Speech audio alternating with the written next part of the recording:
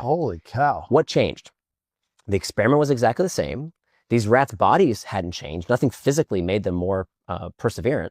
What had changed, we think, we can't ask rats what they believe, but what we think happened was that something in their minds had changed. They had now seen the possibility that salvation was possible.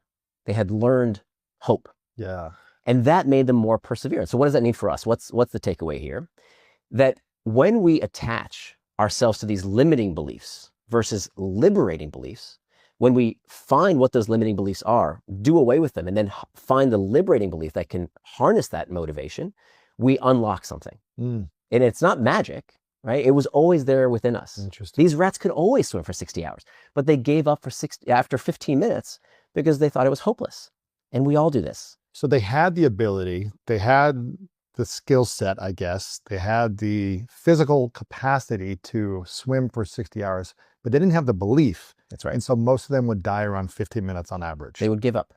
And once they learned the belief system, you know, even as a rat, I guess, you learn hope or this idea that, oh, maybe I can survive, or maybe I could go a little longer. Right. They were able to go 240% more. 240 times. 240 times more than originally around survival mode. That's exactly right. Holy cow. Right. And so this is what's being unlocked. It's not magic. It's not anything supernatural.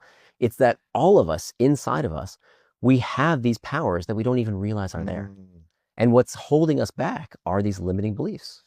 I mean, it kind of sounds like the David Goggins of rats. It's like, you know, okay, Yeah. He talks about once you feel like you're about to die, you haven't even begun. Like your body can endure so much more.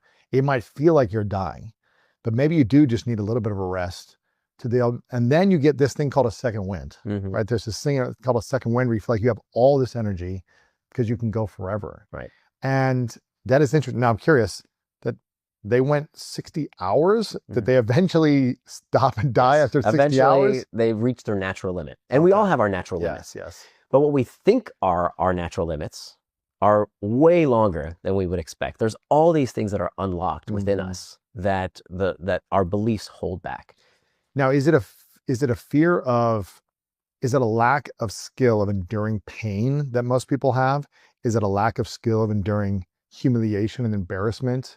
Is it a lack or skill of overcoming the idea of fear of failure, fear of success? What is the skill that people are lacking that is holding them back the most?